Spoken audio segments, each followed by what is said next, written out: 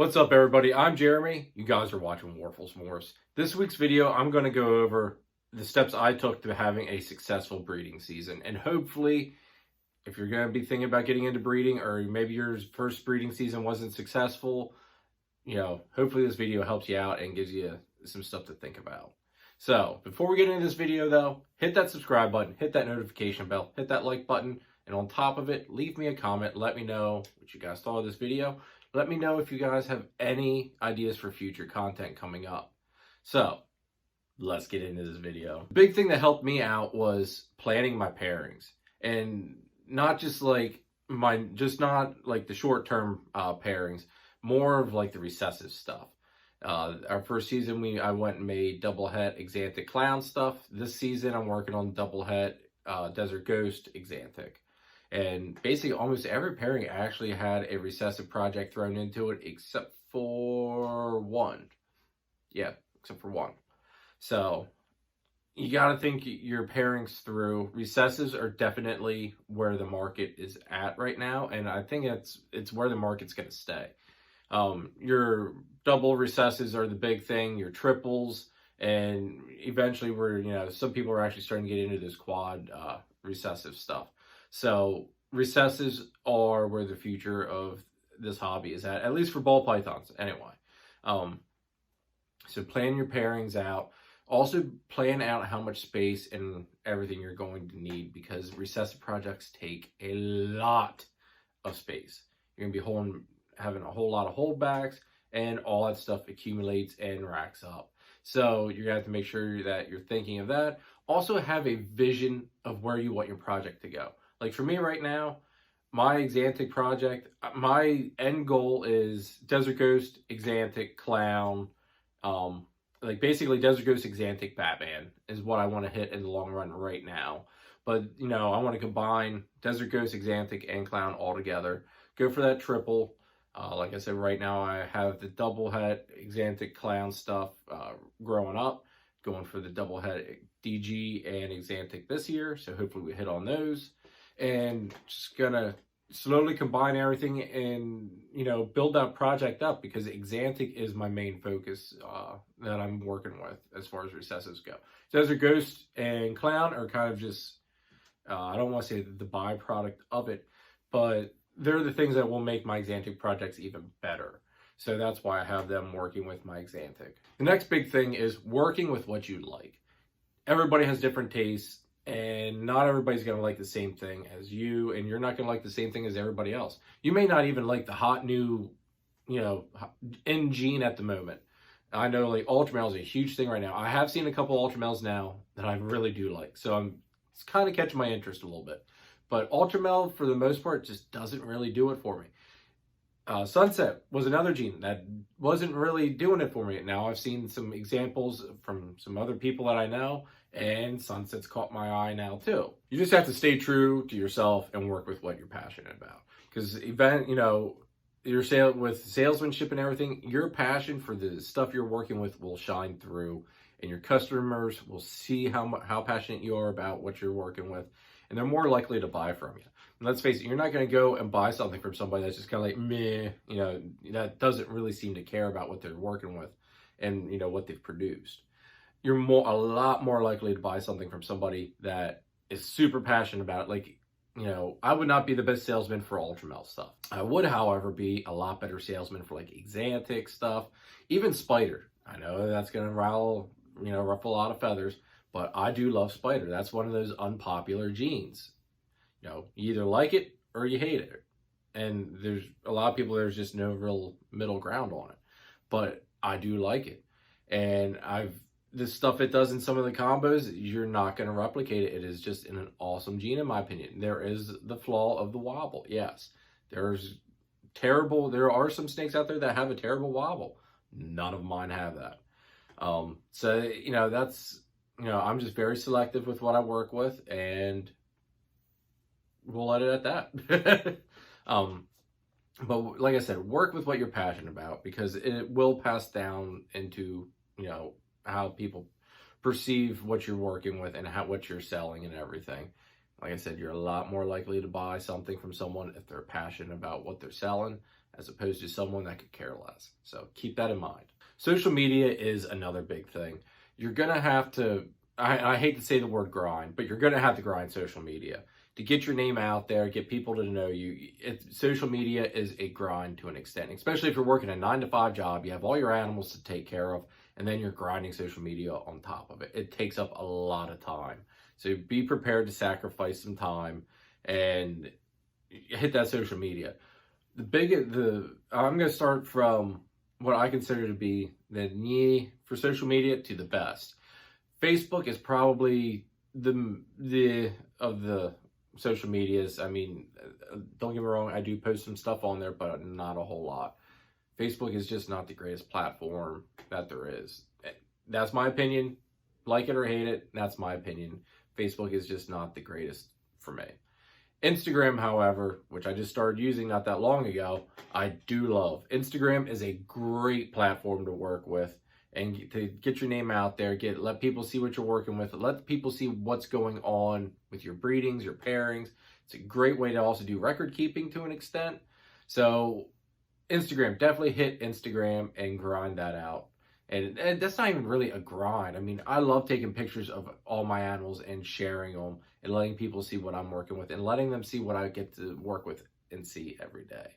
Now, the biggest one, in my opinion anyway, is YouTube. YouTube is the greatest platform to get your name out, let people see what you're working with, and to help people most of all. I mean, I have some videos on here for just stuff to help you guys out and give you tips, my opinions on different reviews for items and everything. YouTube is a great platform to get to know people. And you have the live streams, like we have a live stream every Sunday at 8 p.m. I always go to other people's lives as long as I can make it work anyway.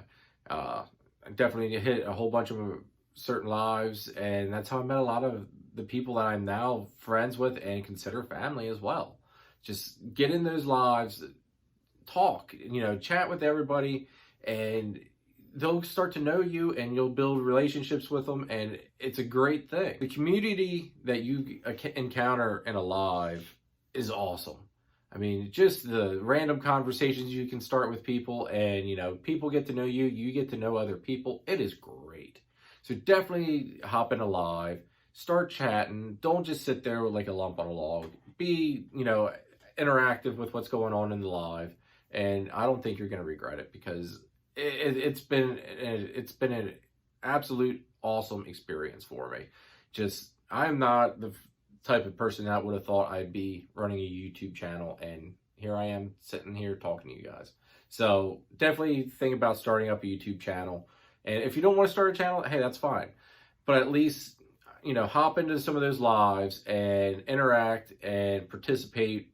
And it's going to definitely help get your name out there, and people start to, they'll see your logo and they'll start to know you, and it's a big, big help.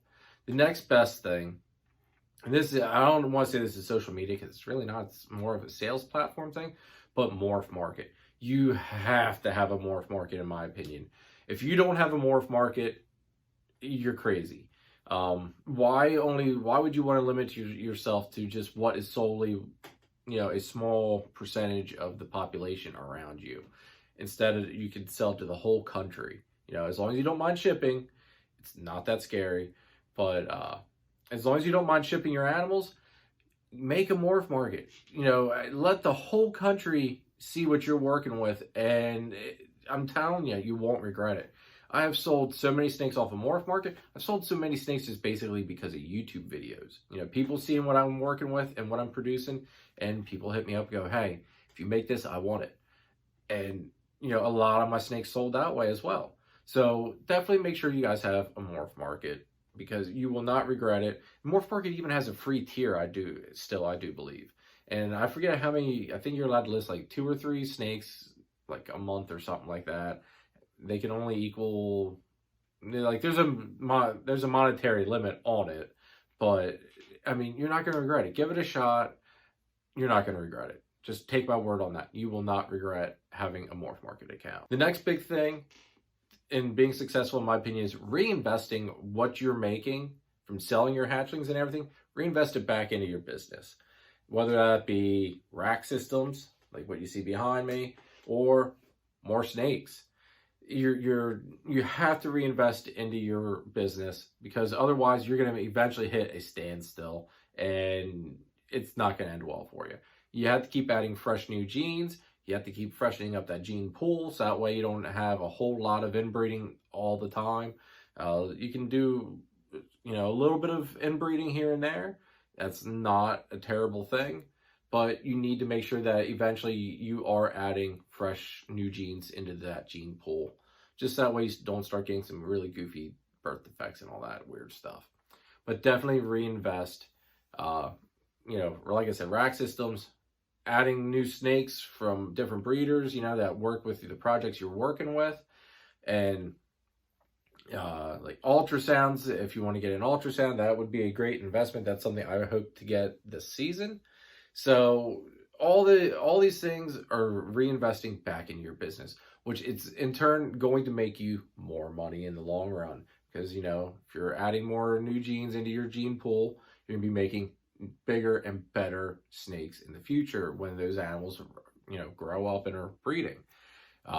Rack systems, upgrading your rack systems. It's going to allow you to hold more snakes and have room for all the snakes that you're producing. The ultrasound is a big investment, just for the simple fact of it will help make your breeding season so much easier. You will visually be able to scan your snake and see what is going on inside, put your males to better use. That way you're not wasting them on a female that's not ready to breed yet.